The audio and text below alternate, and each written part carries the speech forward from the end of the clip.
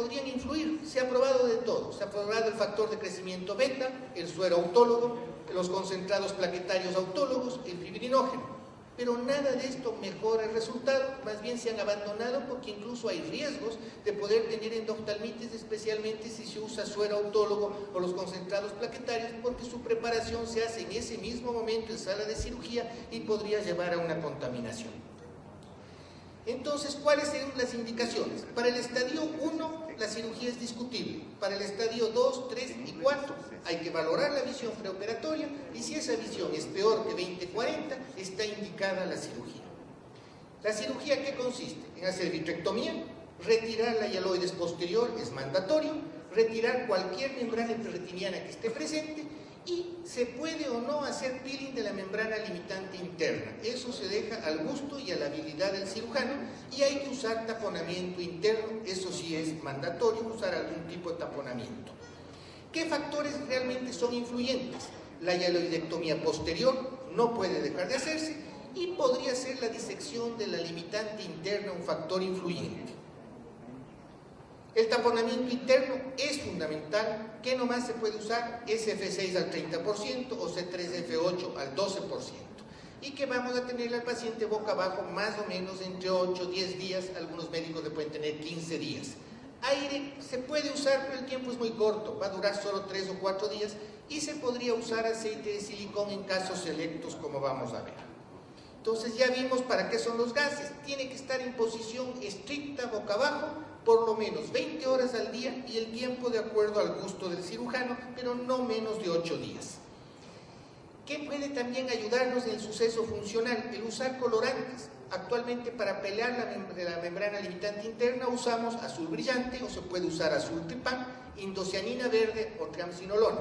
Comencemos por el último. La triamcinolona no pinta la membrana limitante interna. Lo que hace es hacernos ver el vitrio para que retiremos bien la hialoides posterior y si queda algo pegado a la membrana limitante interna tal vez se vea, pero no pinta, no es un colorante vital.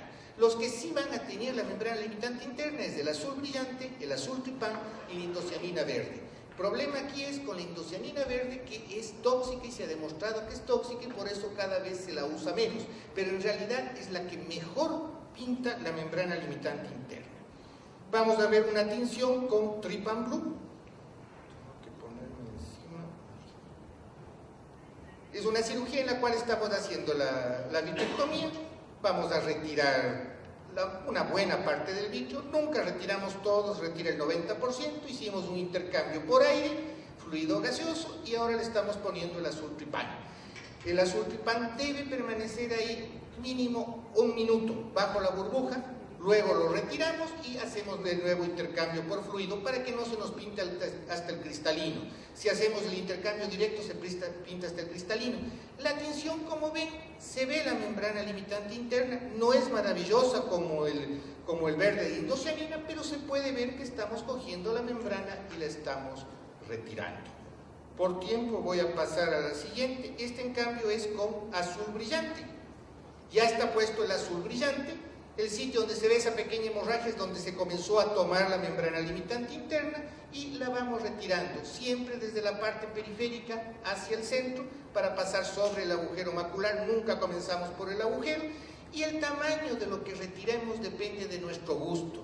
No porque retiramos hasta las arcadas y hasta el nervio óptico el resultado va a ser mejor, no es necesario y hay que acordarse que estamos retirando células de Müller y eso puede desorganizar la retina, de manera que no es necesario quitarle toda la membrana limitante interna a ese ojo. Y se ve ahí la diferencia, cómo está pintado. ¿Por qué a mí se me pinta menos? Los videos que enseña Esteban se ve mucho mejor con el Brilliant Blue, probablemente porque yo soy impaciente y no espero el suficiente tiempo a que pinte.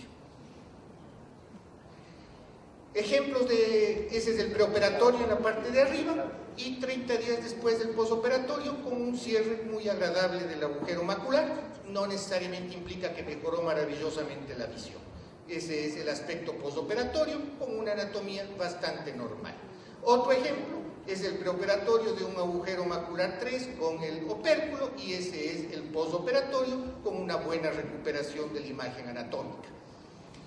Utilizar el aceite de silicón como tamponamiento es una opción válida, se puede usar, pero para casos selectos, porque para aquellos pacientes que tengan problemas de posicionamiento Y siempre hay que acordarse que hay que retirar el aceite de silicón entre 3 a 6 meses después. Pero todos los viejitos tienen problemas de posicionamiento.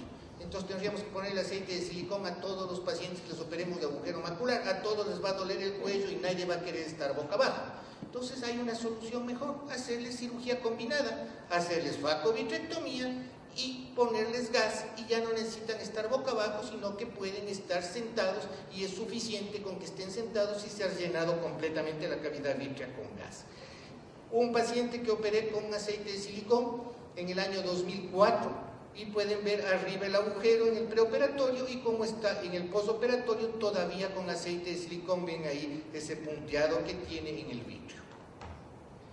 Entonces, mejor que ponerles aceite de silicón, hacer cirugía combinada, facomulsificación más lente intraocular, hacerles una vitrectomía con peeling o sin peeling de limitante interna y ponerles gas SF6 al 30%, no requiere estar boca abajo, se le mantiene solamente sentado y sería una buena opción incluso para el 100% de los pacientes. Aquí vamos a ver una cirugía de un impending macular hole, un agujero macular grado 1, haciendo la combinación. Entonces estamos comenzando con una cirugía de faco con incisión pequeña convencional. A partir de las próximas semanas ya lo hacemos más bien con femtosegundo esta cirugía. Entonces ya será cirugía asistida con femtosegundo más la vitrectomía. Cirugía convencional, retiramos, no muy difícil porque el paciente son de 60, 62 años, no son tan ancianos, de manera que el cristalino no es tan duro, se retira fácilmente. Como soy cirujano de vitrio, van a hacer que los siguientes pasos se van a hacer bimanuales. Nos gusta mucho más hacerlo en forma bimanual. Y vamos a limpiar hasta que quede perfectamente limpio. Estamos ahí retirando esos restos de corteza que quedaban. En forma obsesiva y compulsiva hasta que no quede nada, como van a ver. Además, si se rompe, igual le voy a quitar el vitro, no hay mayor problema.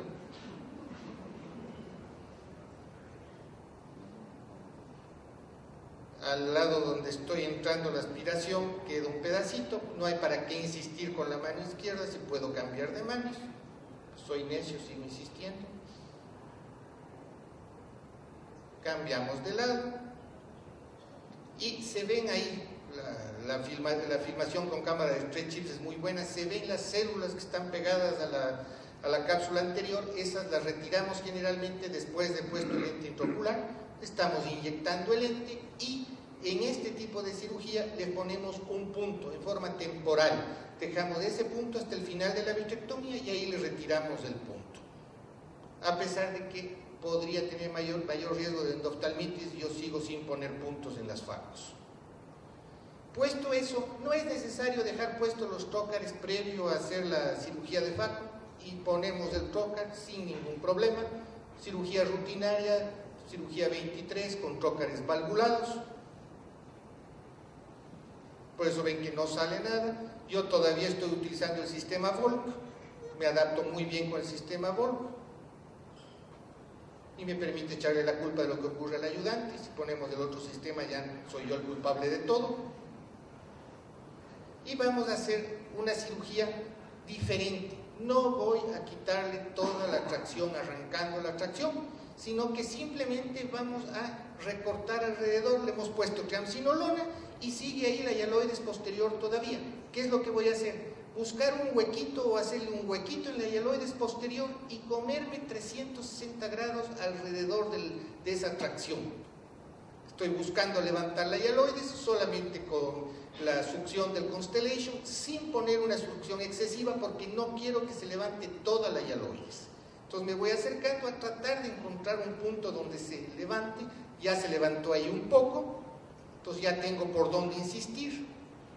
Me acerco ahí y ahí sí ya comenzó a levantarse, pero ven que me alejo, no sigo tirando de eso para no causar que se desteche el agujero macular. Y ahora sí vamos a comenzar. Yo hago directo con 5000 de corte, prácticamente no se nota que se mueva la cuchilla del vitrector. Seguimos un poco buscando el agujero, todavía no estoy convencido de que ya tengo una entrada. se va separando, pero no es la separación completa. Y ahora sí ya debe comenzar.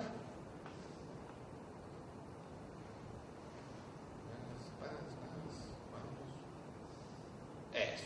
Y ahora sí, ya notan que comencé a cortar, ya cambió la forma del vitrio que estaba ahí y ya le ven moverse. Entonces le vamos separando, cortando la hialoides, separando la conexión de la parte central con la parte periférica sin levantarla. No necesito hacer un levantamiento y le voy a hacer eso 360 grados. Poco a poco nos acercamos hasta completar. Y ya mismo termina y vamos a dejarle eso que ven ahí, va a quedar un taponcito sobre el sitio donde estaba la tracción. No necesito retirar eso. Es una cirugía elegante, delicada y no corrí el riesgo de convertirlo en un agujero macular. La parte de la tracción terminó. Ahora lo que sigue es, ahora sí, retirar toda la hialoides posterior, lo cual ya no tiene ningún secreto. Ese es el aspecto preoperatorio, donde se ve el impending macular hole, y ese es un mes después, habiéndole dejado ese taponcito de vitrio ahí con triamcinolona, y la visión pasó de 20/50 a 20/25. Decíamos que es discutible hacer disección delimitante interna en la cirugía de agujero macular. Vean ahí los resultados. Olsen con peeling delimitante interna 96%, sin peeling le iba mal 71%. Parks solamente 91% haciendo peeling. Brooks 100% con peeling, 82% cuando no quita la limitante, pero Margerio demuestra lo contrario. 92% cuando deja la limitante, 86% cuando no la retira, y eso aboga a que si somos cuidadosos en la cirugía no es necesario retirar la membrana limitante interna, además de que es el paso más peligroso, más demorado y donde tenemos la mayoría de las complicaciones en la cirugía. Conclusiones. La cirugía de agujero macular está indicada en los estadios 2, 3 y 4. Discutible en el estadio 1, pero se puede hacer como lo vimos en la cirugía, con mucho cuidado. Siempre hacer hialoidectomía posterior y el peeling de la limitante interna no es indispensable. La tinción de la membrana limitante interna no es indispensable, pero sí le agradecemos utilizar Brilliant Blue o Azul Pripan. Taponamiento interno es necesario y el paciente debe cumplir la posición, eso es fundamental, por lo menos 8 días boca abajo o una cirugía combinada como opción para tenerlo sentado, lo cual sería recomendable en el 100% de los casos. Muchas gracias. Muchas gracias, Gregorio. A continuación va a presentar el doctor Nelson Matamoros el tema alternativas para la corrección de la afaquia.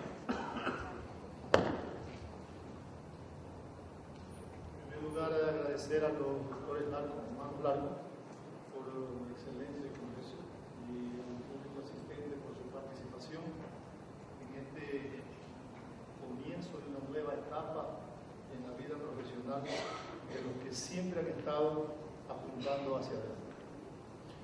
La corrección de la afaquia en realidad pudiera ser que no hablemos de todas las causas o posibles razones para que un paciente llegue a la afaquia, pero la traumática es la que va a ser mi tema principal, digamos. La extracción quirúrgica es otra, la luxación por trauma también, y por qué no decir la afaquia congénita, porque viene a ser parte de la catarata congénita que tuvo que ser lensectomizado el paciente y luego quedar afaquia.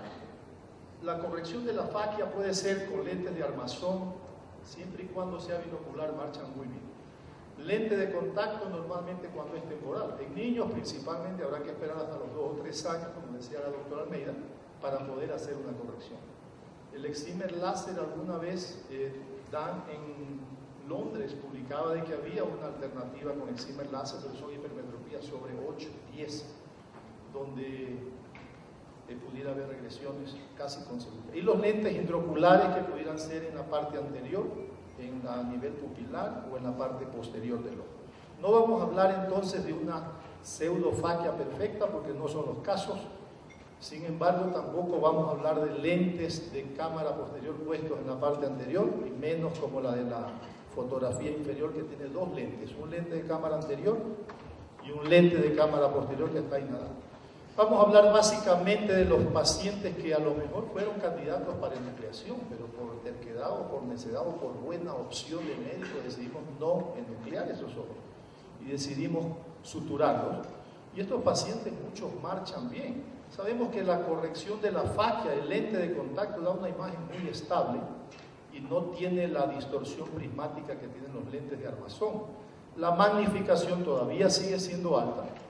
En los niños es un problema por las curvaturas de las córneas muy altas, es lo que tengo entendido. Y en los mayores, los pacientes con Parkinson son un limitante. Y aquellos pacientes jóvenes que tienen tratamiento como para glaucoma, después de tremendo trauma, pudieran ser un limitante para el uso del lente de contacto. Este es un paciente después de una pars planitis, desarrolló catarata y tuvo que ser intervenido, entonces usará un lente de contacto temporal, porque son muchachos de 12, 13 años que van a tener que usar o lentes de contacto toda la vida, pero están perdiendo el chance de su visión de cerca. Y hay traumas severos como en estos casos, donde el mismo trauma hace una abertura completa en 180 grados. Y estos pacientes necesariamente deberán ir a lensectomía, pero no a reponer su lente intraocular. Probablemente no tengamos una estabilización del cuadro, no sabemos qué futuro va a tener. Y aquí lo hemos reparado y ponemos un lente que tiene un poco de tinte, pero más que todo se ve la parte óptica de magnificación del lente de contacto. Siempre en los traumas severos tratamos de salvar el ojo como primer paso y después ver qué nos queda para ofrecerle al paciente desde el punto de vista óptico. Hay muchos pacientes que inician con mal aspecto pero terminan visualmente no muy mal. El problema básicamente aquí es cómo corregirlos, porque no tiene sostén donde ponerse un lente ni en cámara anterior, ni un artisán, y tampoco un lente de cámara posterior, porque no hay cápsula. Y estos pacientes pueden optar por un lente intraocular, como vamos a ver, y un lente de contacto que les haga disminuir un poco la fotofobia que tienen estos pacientes. Entonces, como les decía, el excimer láser alguna vez había sido sugerido, pero los retratamientos desesperan. Las regresiones por engrosamiento del epitelio son muy conocidas por todos, y las aberraciones ópticas que dan son altas. Este es un paciente que también tuvo 180 grados de ruptura de su globo, pero aparentemente quedó bien en la parte anterior, así que se decidió poner un láser, un excimer láser. Cuando hablamos de los lentes intraoculares, normalmente depende mucho del estado del iris residual y de la cápsula. Si hubiera iris, nosotros podríamos pensar en un lente de cámara anterior con fijación al iris o al ángulo, pero no todos terminan así. Y los que tienen una opción de lente de cámara posterior, deberíamos pensar si hay restos capsulares donde pudiéramos poner un lente de 3 piezas, o fijación al iris, o fijación a la esclera, cuando no existe cápsula para nada. Entonces la sutura o los pegados a la esclera, como se los llama, son una opción. Siempre y cuando haya iris, un artisán es una primera alternativa quizás. Siempre y cuando haya iris, el lente de cámara anterior tipo Kellman o como algunos otros pudieran ser usados. Pero estos lentes no están exentos de complicaciones. Este es un paciente que tiene un atlas muy bien puesto, pero con una fibrosis pupilar que limita las múltiples cirugías de retina que ha tenido este paciente. Y la otra otro problema que ocurre con estos lentes es que cuando se atrofia un poquito el iris a veces se cae. Este no es el caso, pero solamente para representar una caída del lente hacia adelante. Este es un paciente que tuvo una microesferofaquia y se hizo una lensectomía y luego se puso un